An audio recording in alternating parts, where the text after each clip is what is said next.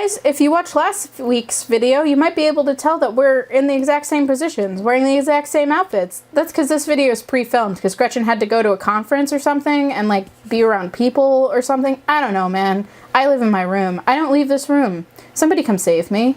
But we wanted to still have content for you, so we're going to talk about audiobooks and some of our favorite audiobooks and why in particular we liked those, because we listen to a lot of audiobooks as well as reading regular books, but we're audiobook fans, so let's talk about audiobooks. Can I say audiobooks more? Audiobooks. I have been reading a lot of books lately for class, and I don't have enough time in the day to read all of these books. So what I've been doing is listening to some of them as audiobooks, so as I drive, as I clean, I can keep living my life, my dishes don't pile up, etc. But I can keep reading, because I've read 51 books already, and it's like the first week of March. It's the second week when you get this, but again, pre-filming. I'll probably have read 60 by this time. Someone save me. Anyways, I've been really noticing a difference in the quality of some audiobook actors to matching the content. And so if you, this is like, you could read it, but if you would want to, the audiobook is like sometimes better. And in particular, I'm thinking about my first book, A Step from Heaven by Ann Na. This is a book about a 8-year-old Korean girl who immigrates with her family to America, and about their family life, adjusting to being here, trying to learn English. Her father is physically abusive, and they are trying to like navigate that as well, and having no money when they were fairly well off in Korea. And the differences between her and her brother, who's born in America. And this book is emotionally just gut-wrenching, and the audiobook narrator they had for this was just spot on. She managed to sound like an 8-year-old child having like these crazy, like life-altering dramatic experiences, and like not make me feel like it was an adult mocking said child. And it just like, it hurt my heart, and I finished it and I was like, So the rest of my picks will be happy. But this one was just like, oh my god, that performance just broke my heart, and it was good. So if you have the choice, listen to the audiobook. Those of you who follow us know that I'm not the biggest nonfiction fan. Gretchen reads more nonfiction than I do. Last year I read more nonfiction than I think I have in like the rest of my life combined, which was weird. One of those books was Norse Mythology by Neil Gaiman. Now, when I'm given the option to, I always choose to listen to Neil Gaiman's books as an audiobook, because I think for the most part, if not all of them, he reads the book himself, and that can be pretty hit or miss when the author's reading the book. Some authors are really good at reading their books, and it actually improves the experience because you're getting their inflection, their pauses, their intended rhythm is a little bit easier to parse when they're the ones reading it. But not all of them are great storytellers. I think that Neil Gaiman is like the example of an author who is not only really good storyteller on paper, but also through speaking. Listening to him read his work is always a magical experience. And if you're like me and you don't like nonfiction a whole lot, I'm not a super big fan of Norse mythology, but he is, and he reads his retellings of these Norse myths, and it's super good. So I'm gonna recommend that one. So I last year listened to Princess Diarist by Carrie Fisher, and while I found the book to be itself, I was like, oh my god, I love Carrie Fisher. Just talk to me forever, tell me stories forever. Carrie Fisher, I love you, my queen, forever my general, I love you. Anyways, I did review Princess Diarist, and I was like, this book was But it did inspire me to listen to more of her books on audio, because she does have more, and she has this book, it's called Postcards from the Edge, and this is a written down version of the comedy sketch that she took on the road.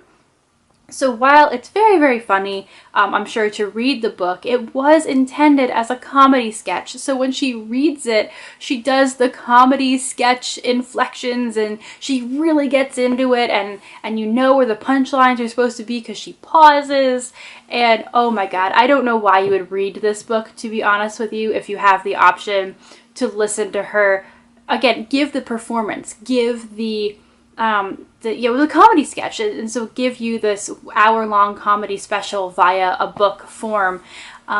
So yeah, that one in particular, like if you're like, oh look, Carrie Fisher has a book, listen to that, because it was meant to be spoken. It was meant to be a performance, and she does not sacrifice any of that performance aspect when she reads the book. Although I think there are a couple of things added to like make it clear that like this was the sketch that she then turned into a book. But oh my gosh, it's hilarious, and I love her so much. And now I'm gonna go cry because she's no longer with us. But yeah, listen to Postcards from the Edge. In a similar vein to that, I think it was actually in 2016, Gretchen and I read The Art of Asking by Amanda Palmer. Surprise, surprise, Neil Gaiman's wife. So I've got them both in this video. What? It was a book that the book itself, Gretchen and I, again, were kind of meh on. We didn't feel like we needed it, and it just felt like a drawn-out, extended version of a TED Talk that you could watch in like a handful of minutes. But the audiobook version of it was a much better way to consume that book if you're looking at it. She adds in bits and pieces of her own music in between sections in the book, and that is only really possible in this audio format. And I think actually having that music there and having those breaks in like this long essay that you're being lectured at made the experience of reading it so much better. So again, this is a discussion on audiobooks and why we like them versus reading the physical book, because there are times where the audiobook enhances the experience. This is definitely another case of that, where like if I had read it, I probably would have disliked it more. But because I was taking it in through audio and hearing her speak and hearing her music interwoven throughout, it was a little bit better of an experience and improved on that. My final book is Name of the Wind by Patrick Rothfuss, and I did like a couple of videos about my adventure reading this book. I did one where I was like, why I stopped reading Name of the Wind like halfway through, and I was listening to it on audio, so I keep saying reading, but I was listening to it, and I was listening to it on audio because I am a habitual skimmer. If I get bored, I skim, I flip. And as I was listening to the audiobook, I was like, oh my gosh, I don't want to skim this book. Like, the words are so purposeful, the prose is so beautiful. And also, Name of the Wind is told as a story being told. So there's a story within a story. So it lends itself particularly good to the audiobook idea because it's someone telling a story. I did eventually finish Name of the Wind. I did a review of that in its totality, which you can see. But oh my gosh, this is one of those things, again, where I had to listen to the audiobook because it didn't let me skip anything. And there were parts of the book where I was like, oh my God, I'm so bored.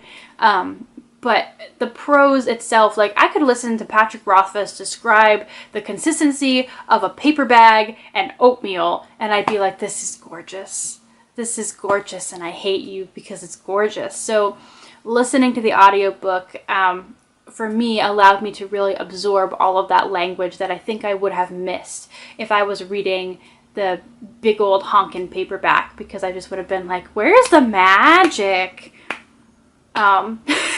So yeah, again, there are very different reasons that I read different audiobooks, and I think that these three encapsulate different ones. But oh God, I'm sitting here like rethinking over phrases Patrick Rothfuss wrote, and I need to go now.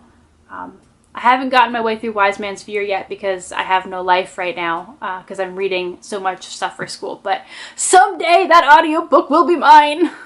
Since it is middle grade March, I wanted to tack in a middle grade review that is an audiobook because when I was working as the kids lead in the Barnes & Noble, I was a big proponent of audiobooks for kids, whether it be they have a hard time focusing on books themselves, and this is a way for them to do their outside reading projects and do their outside reading times, or your family's going on a road trip. We're coming up on spring breaks here, so if like your family has like your school break and you guys are planning to go somewhere where it's a little bit warmer, it's snowmageddon outside here in Massachusetts.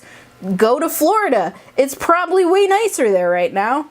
Listen to an audiobook. I want to talk about The Scandalous Sisterhood of Prick Willow Place, which is a middle grade book involving a murder mystery. It is an all-girls finishing school, so there's a cast of several girl characters, and their mistress gets murdered, and rather than, I guess, sort of trying to get the cops in to solve the crime, they hide the body and try and pretend like their mistress is still alive because they don't want to be separated and sent back home. They want to stay as this unit group. I enjoyed it as an audiobook, and I think that the narrator of this one did a really good job at differentiating all of the characters. And in particular, I think that's important because I don't think that the writing had enough to differentiate them. And that was one of the things that I sort of noted when I was like thinking of reviewing that book, was that the voices of the characters sounded very similar. She kept having to use physical descriptors to differentiate the characters, but then when you got it in the audiobook form, they had different voices, and that really helped enhance the ability to differentiate these like 7 or 8 different girls that are all about the same age, that are all talking at the same time. So it might be a better way to ingest this story is with this audiobook. It helps you parse that information and get through and get all of the different characters. It's also just a super interesting story where they didn't perpetrate the crime, and in fact they don't know who did the crime or if they're in danger. They're just also running around trying to cover it up because of friendship.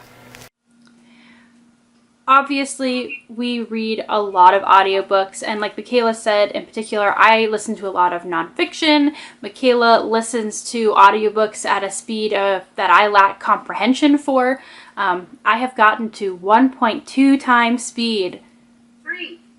Yeah, Michaela reads on 3, so clearly I'm the speed demon here.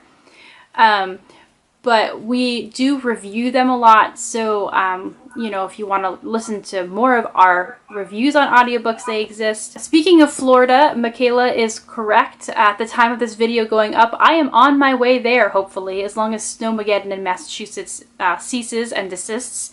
I will be at a conference called the International Conference for the Fantastic and the Arts in Orlando, Florida, being a nerd and presenting a paper on Frankenstein. So I hope to come back and do a like some mini reviews of the books I did my paper on, as well as talk about that experience, so you can look forward to that. Also, don't forget, at the end of March, we will be reading Being Fishkill by Ruth Lair for our Bibliomancer Beginners Hangout. This is Taylor's pick. It is about girls in middle school maybe finding out that maybe they like other girls and not boys, maybe.